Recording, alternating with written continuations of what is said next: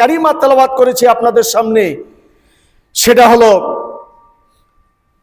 কোরআনের 3 জায়গা থেকে আয়াতে কারিমা তেলাওয়াত করেছি। এক, ইয়া আইয়ুহাল্লাযীনা আমানু দুখুলু ফিস সিলমি কাফা, সূরা আল বাকারা। ওয়ালা তাত্তাবিউ খুতুওয়াতিশ শাইতান ইন্নাহু লাকুম আদুব্বুম মুবিন। আল্লাহ বলেন, হে ঈমানদার বান্দাগণ, আমানু দুখুলু, তোমরা দাখিল হও। কিসে দাখিল হবে? ফিস সিলমি কাফা, ইসলামের ভিতরে। সিলমুন শব্দের অর্থ হলো শান্তি, প্রশান্তি, অনেক শান্তি, শান্তিময় জায়গাকে মুসলিম বলা হয়। সিলমুন, আল্লাহ রাব্বুল আলামিন বলেন তোমরা শান্তির ধর্মের মধ্যে আসো, অর্থাৎ ইসলামের ধর্মের ভিতরে, ইসলামের কাঠামোর ভিতরে তোমরা পরিপূর্ণ প্রবেশ করো। যদি তোমরা ইসলামের ভিতরে পরিপূর্ণ প্রবেশ করতে পারো, ওয়ালা তাত্তাবিউ খুতুওয়াতিশ শাইতান, আল্লাহ সুবহানাহু ওয়া তাআলা বলেন তোমরা জেনে রাখো মুসলিম, শয়তান আপনার আমার তোমাদের প্রকাশ্য শত্রু। শয়তান আমার আপনার প্রকাশ্য শত্রু। তাহলে কি করা লাগবে? ইমানে মুজাম্মাল পড়া লাগবে, এবং ইমানে মুজাম্মালে যা আসে আপনার আমার দিলের মধ্যে তা বসাইয়া দুনিয়া ও আখিরাতের মধ্যে, অর্থাৎ দুনিয়ার মধ্যে চলিয়া আখিরাতের বীজ বপন দুনিয়ার মধ্যে করা লাগবে।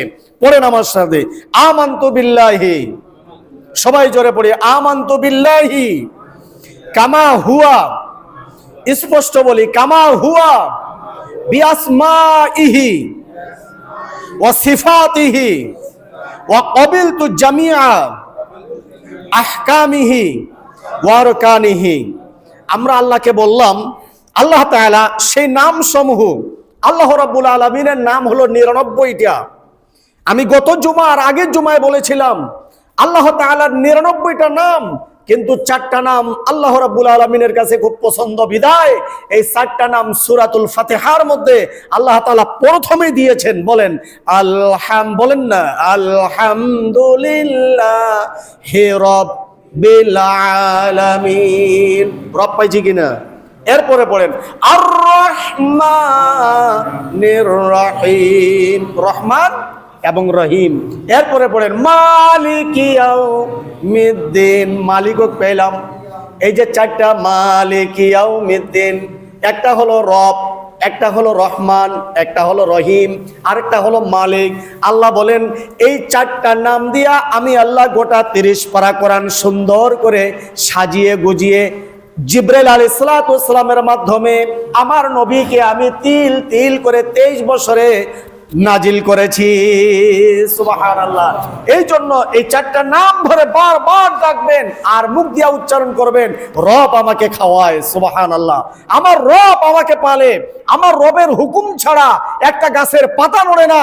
আমার রব আমাকে লালন পালন করে, আমার রব আমাকে সব কিছু করে, আল্লাহর হুকুম ছাড়া আমি নিজেও নড়তে পারি না। এবার আসেন, হে আল্লাহ তাআলার নাম সমূহ গুণাবলীর ভিতরে যা কিছু আছে বিরাজমান। আল্লাহ তাআলার 99টা নাম, আল্লাহর কালাম বলেন সূরা তোহা, ওয়ালিল্লাহিল আসমাউল হুসনা ফাদউ বিহা। আল্লাহ বলেন আমার 99টা নাম, এই 99টা নামের ভিতরে যা কিছু আছে এটার উপরে দৃঢ়ভাবে তোমরা বিশ্বাস স্থাপন করো। সুবহানাল্লাহ। নাম্বার 2, তদ অনুযায়ী তোমরা ঈমান আনলাম আমরা, এবং তার যাবতীয় হুকুম আহকাম আরকান যা কিছু আছে, ফরজ, ওয়াজিব, সুন্নত, মুস্তাহাব, অর্থাৎ ইসলামের কাঠামো যা কিছু আছে, কালেমা, নামাজ, রোজা, হজ, যাকাত, সবটার উপর, অর্থাৎ ইসলামের পরিপূর্ণ কাঠামোর উপর আমরা ঈমান আনলাম। এর নাম হলো ইমানে মুজাম্মাল। এর নাম কি? কথা বলেন, ইমানে মুজাম্মাল। আরেকবার পড়ি, আমানতু বিল্লাহি কামা হুয়া বিআসমাইহি ওয়া সিফাতিহি ওয়া ক্বাবিলতু জামিআ আহকামিহি ওয়া আরকানিহি। মুসলমান যখন ইমানে মুজাম্মাল তেলাওয়াত করলো, ইমানে মুজাম্মাল তেলাওয়াত করার পর মানুষ যখন নামাজের আহকাম আরকান গুলির উপর ঈমান আনলো, আল্লাহ রাব্বুল আলামিনের 99টা নামের উপর, সিফাতের উপর ঈমান আনলো, এই মানুষটার দ্বারাই কোনোদিন মানুষের জমির আইল ঠেলার কাজ হবে না।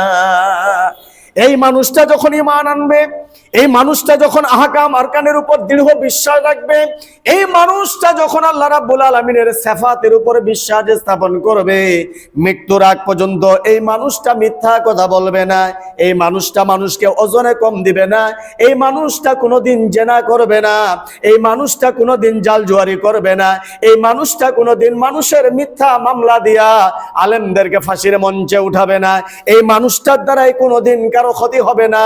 এই মানুষটা যখন আহকাম আরকানের উপরে চলবে, আল্লাহ রাব্বুল আলামিন বলেন বিলকুল তোমাদেরকে আমি আল্লাহ জান্নাতের জিম্মাদার নিয়ে নিলাম। সুবহানাল্লাহ।